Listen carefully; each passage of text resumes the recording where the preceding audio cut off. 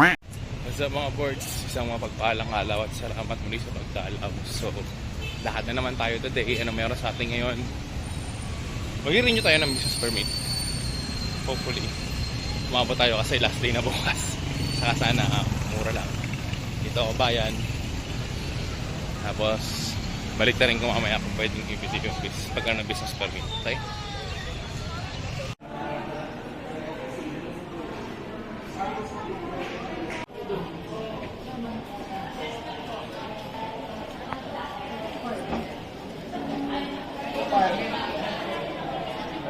Hit, wala.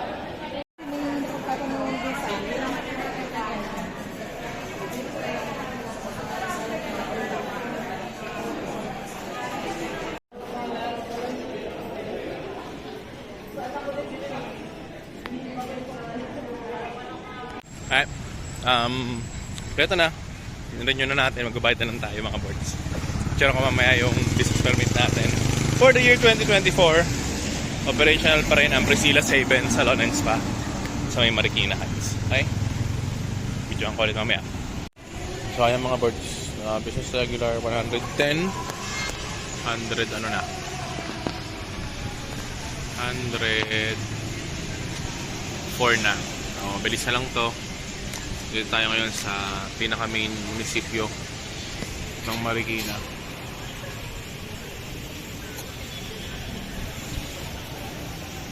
Kahit walang aircon dito, malamig dito mga boards.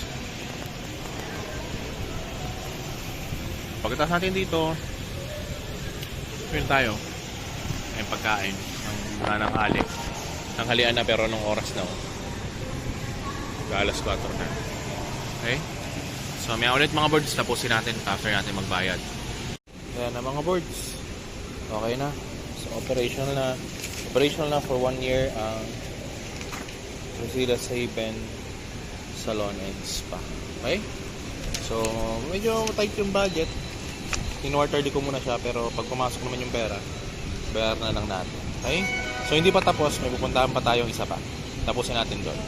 Alright, so mga boards, hindi pa tayo binigay yung sanitary permit natin kasi yung isang staff ko, yung DOH certified staff ko is sa 25 pa siya nakaschedule medical. So ayun nga, okay lang naman yan, but ito follow na lang kasi kumpleto naman tayo. So dito na natin tatapusin yung vlog. Ingat kayo lagi, bukas ang Priscilla's Haven Salon and Spa ng 2024. So pag-book lang kayo, pa-schedule kayo. Nasa Facebook kami, pwede nyo rin kami i-message. Okay? Priscilla's Haven Salon and Spa. Hanggang dito mga boards, like, comment, and subscribe to the boards channel. Ingat kayo lagi, God bless, and keep safe. Bye-bye!